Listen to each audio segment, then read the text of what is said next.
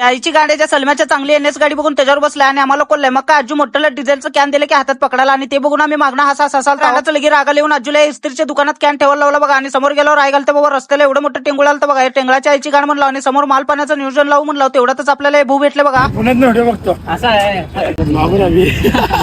तुमच्या घरचा ऍड्रेस पण पाठ झाला असेल आम्हाला व्हिडिओ बघून अरे याला तर व्हिडिओ मध्ये बघितलं की भाऊला विचारलो काय माल पाणी घेता का म्हणलं नाही मी व्यसन करत नाही म्हणले चांगली गोष्ट आहे म्हणलं आणि चहा प्यायला आलो आणि चहाचं बिल ह्याने दिले बघा आमच्यात बिल देण्यात कुस्ती झाली पण ह्याने जिंकला आणि मी मुद्दामने हरलो. मला भेटून खरंच लय भारी वाटलं. आता चहा पिलतो त्याच्यामुळे दारू प्यायचं कोणाचंच मूड नव्हतं त्याच्यामुळे सलमतांना टाटा म्हणून मी आणि अंजू घराकडे निघालतो तर या लवड्याचा एक कॅन राहिलं की ते कॅन घेऊन आम्ही डिझेल टाकायला पंपावर आलो. या लवड्याला त्यांच्या घरचे कामं सांगतात आणि हे लवड्याचं त्यांना कुठं बोलून आमच्यासारख्या लपूट लवड्याच्या पोरासोबत फिरते बघा. यांच्या डॉनला एकदा सापडला तर यांचा डॉन लय मारणार आहे आणि अंजू मला घरी सोडून वापस जातच होता अर्ध्या रस्त्यात अजून वापस बोललो कारण आपलं पुण्यावरनं रील स्टार कुणाल भैया कांबळे आलता आणि ज्या आईची गाण्याने एक दिवशी मला मातीत तर घालता नाही तर कोणाकडनं तर मारा तर खाऊ घालताय. सोलापूरमध्ये आम्ही खरंच कुणाल भैयाला भेटून लय भारी वाटलं एकदम रॉयल स्वभाव आहे भैयाचा. व्लॉग आवडला असेल तर लाईक फॉलो तेवढं नक्की करा.